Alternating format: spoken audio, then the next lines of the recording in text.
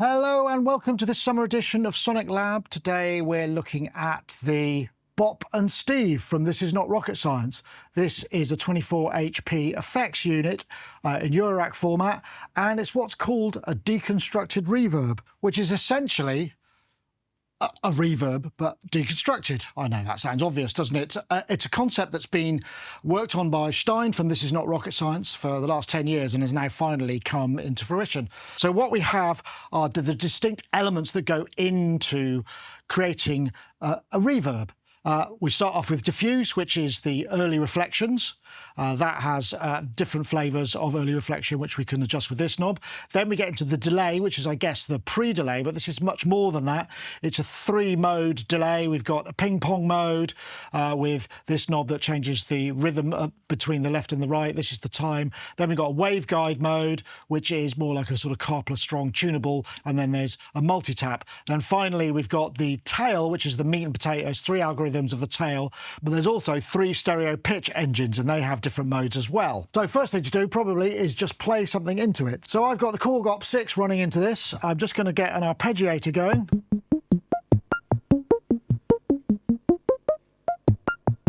This is the fully dry signal that you can hear. So I'm just going to bring up the diffuse to begin with, and you can hear it's quite subtle. I've got quite a lot of wet. That's the full. This knob changes the sort of the flavour of that. We can't modulate this, and it'd be quite nice actually. I quite like some of that, but we can get similar effects elsewhere. And you can see the LEDs, got stereo in, and then it's going through to the individual units, and it's coming out here. I'll unplug this for the time being just to keep the whole thing free. That's the freeze button, and we've got a trigger for the freeze as well. So let's turn that down. We're back to dry. Now we go into delay. We're in ping-pong mode. So we'll start on the delay with a pattern far to the left, and that effectively just gives us a mono delay on this side. Wet this side, dry this, wet this side, dry this side. So now if I bring this round, we're starting to introduce other elements of the delay into the right-hand side and changing the relationship of it.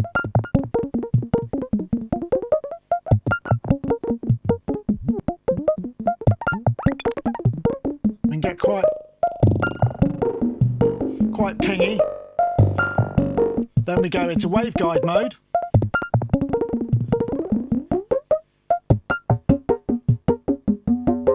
And what this is now is a sort of tuned pitch. This becomes the tuning. And this is like a little filter.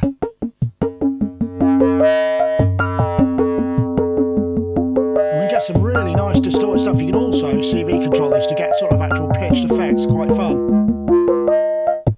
Then we go into multi-tap. We've got 3 taps. And again, this is filtering. Just sort of darker this side, brighter this side. Then we get on to the tails, which is the main reverb part of it. Let's start in dense mode. And you can hear it's a very rich sound. What this does is introduce, you can hear modulation tail, so it adds modulation to the tail. And this is like, again, a tilt. And it goes very, very long. And just kind of repeats and goes on, which is pretty cool. Take that down. So let's get into the float mode. Get these at 12 o'clock. Bring this up. You can hear we can get much more of a sort of roomy, shorter vibe.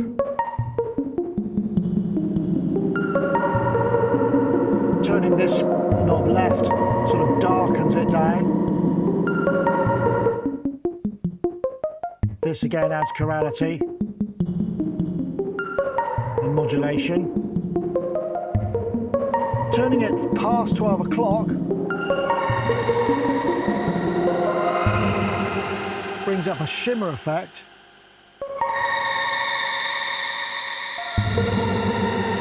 Which is quite pleasing. and we can get it quite long.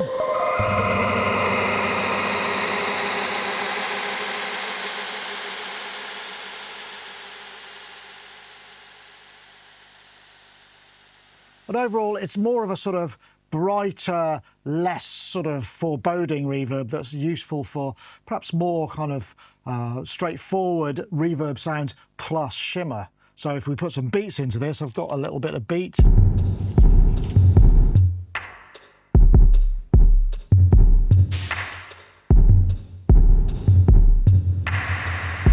It's kind of suited perhaps to more of that stuff and just shorter, interesting reverb. So if I maybe put a bass sound into this,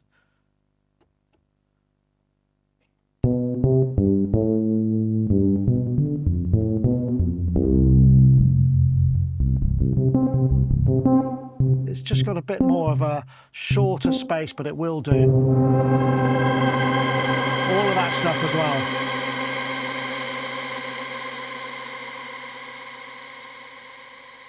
And then sparse mode. Right.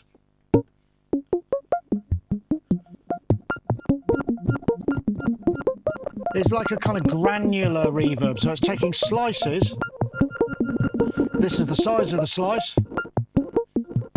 This is the probability. And this, again, is a sort of tilt filter. We can freeze that, which is kind of nice for setting up like some sort of a bed. Let's just...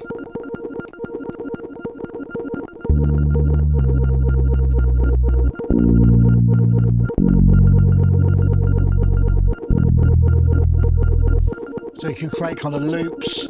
You can freeze with an input, and you can freeze the delay as well. So you've got the option to do both.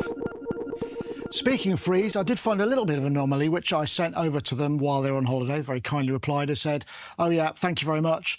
They will fix it when they get back from their holidays, which will be in August, so all good. Let me show you what I mean. I'll take this dense reverb algorithm. It's doing what I would hope. I'm going to press freeze. And it's still getting input. This is expected behavior, which is fine, but there's this part. You can hear there's a bit of fizz coming in and there's a problem there. It's not actually holding it and it degenerates. And then there's a bit of a clunk.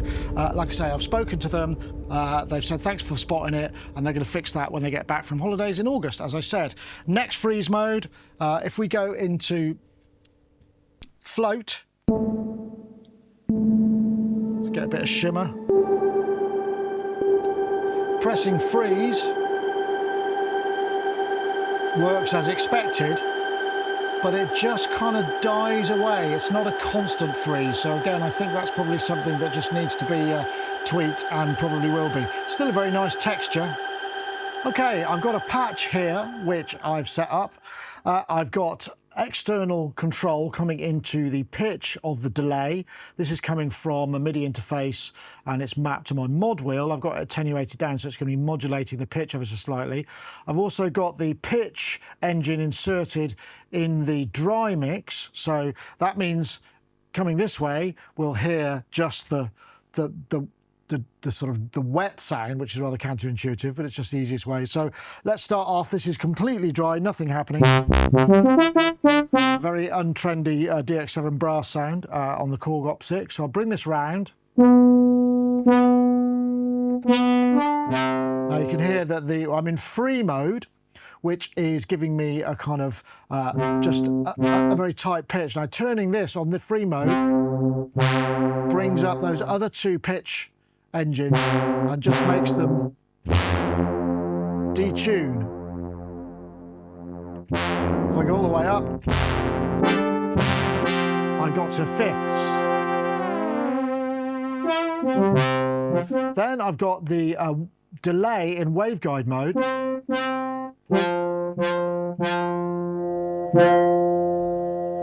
Just get the feedback.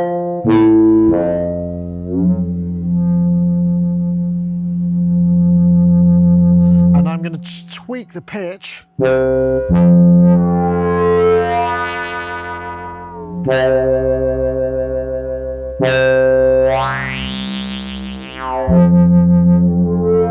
Some really interesting sort of almost like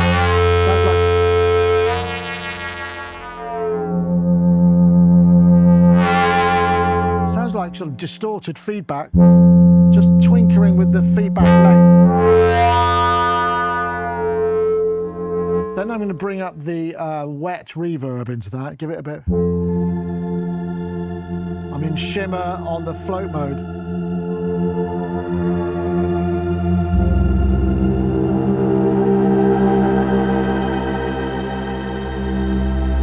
And I'm tinkering with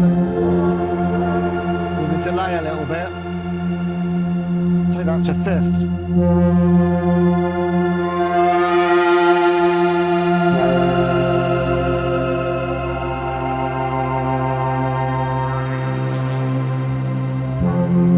I'm just playing single notes at a time.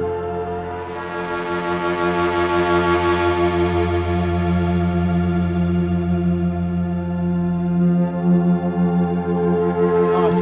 One thing I would say, it would have been nice to be able to have some sort of level of control over each of these so we could bring them in or out. That's the one thing I sort of think is missing a little bit, because sometimes I'd like to be able to just sort of take the reverb up or take it down.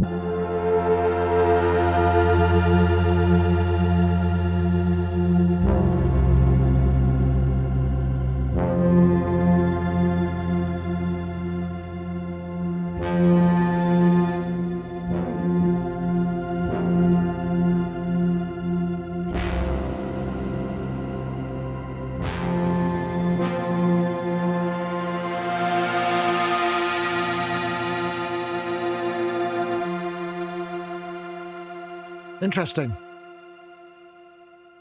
Okay, here's another voice I've got set up. I've just got the Doepfer A115 single voice coming in to the mono input.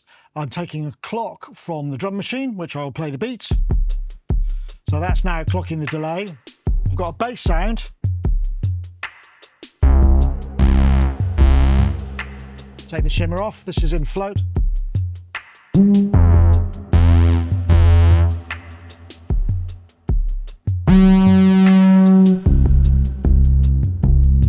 Sounds nice into that reverb. Now I'm going to bring up the delay, because what I've got is I've got the pitch.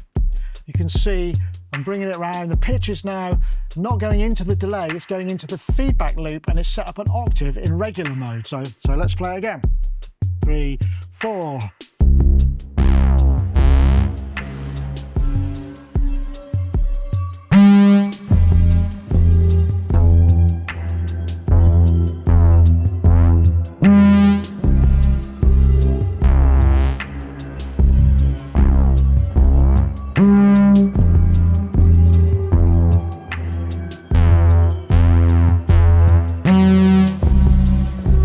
Shimmer.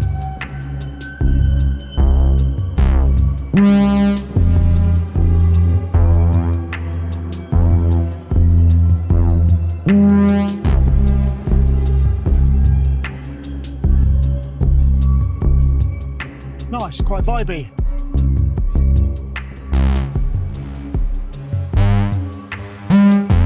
You can hear the limitations of the feedback on the pitch, but it's all quite nice, isn't it? Sounds like sort of pizzicato or some weird sort of bow thing. Anyway, like that one. Okay, here's another one. I've got the tap coming from the beats again. I've got a mono synth coming in, which is just a single voice. I've got a bit of wiggle on the filter. And I've got the pitch in chord mode, just on the dry for now, so you can hear it. There's all the sort of different shapes that we can dial in with the adjustment knob. Although if I had MIDI in, I could be playing triads to kind of voice that chord. Quite like that. Let's bring a bit of delay in.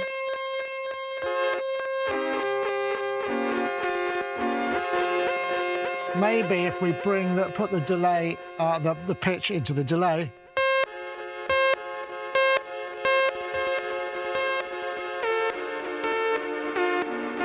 Got a beat.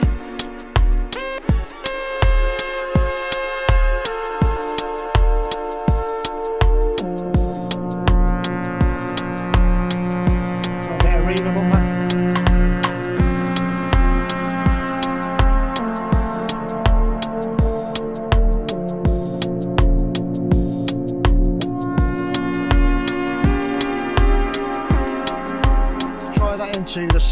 sec and let's go put the pitch into there.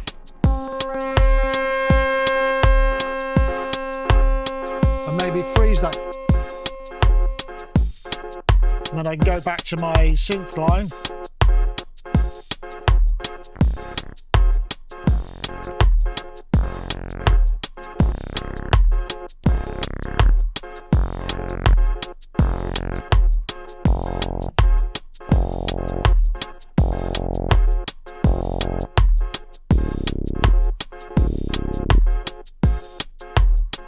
Fun. Take that out of the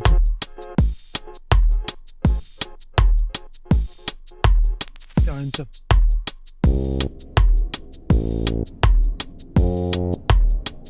what if we bring the delay into, oh, that's quite ominous at low.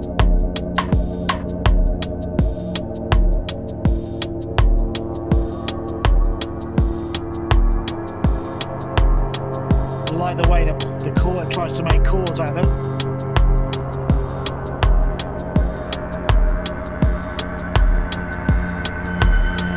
Bring that spot.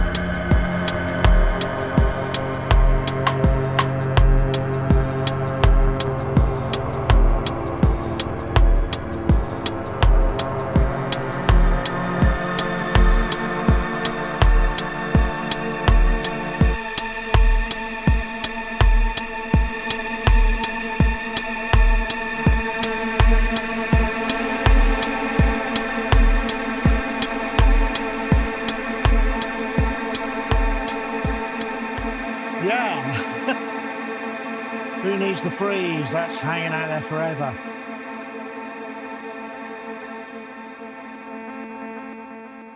Enjoyed that. So as you can hear, there's lots of things you can do with it. I mean, it's very hands-on. For the complexity, I guess you might sort of say would be good if we had memories, because there's a lot of things to dial in. Also, obviously, the freeze, we're hoping to get that fixed in August. I'm pretty sure it's a simple firmware fix. A couple of other things, I mean, I think it would have been nice to have individual level control, CV control over the individual elements, but I suppose that would have added to the complexity of the UI. Same as sometimes just a bit, getting that sort of dialing the frequency just so can just take a little bit of finesse, but there's some lovely sounds. I mean, I guess also it'd be nice to reorder these somehow, but again, it would create a much more complex UI. It's available now. It's priced around $385 in the UK, about $550 in the US. So it's, for, you know, in the US perhaps it's a bit expensive, but it does do something that you can't find in many other places. And it's quite a unique and interesting thing. And if you're into sort of exploring that ambient world, also just kind of having CV control of those effects, then it's well worth checking out. By the way, if you want to see a more in-depth look at this, I can thoroughly recommend DivKid's hour-plus long video where he went into every nook and cranny of it. It really explains perhaps a bit more detail than I've gone into here. I was really trying to get an idea of the vibe. By the way, I will also sample some textures for our Patreon. So if you are a supporter on Patreon, check those out. And if you haven't already checked us out on Patreon, please do. There's loads of stuff on there. We've got decent sampler instruments, reverb, impulse responses, exclusive video content, a whole load of stuff. Anyway, that was the This Is Not Rocket Science, Bopp and Steve. See you next time.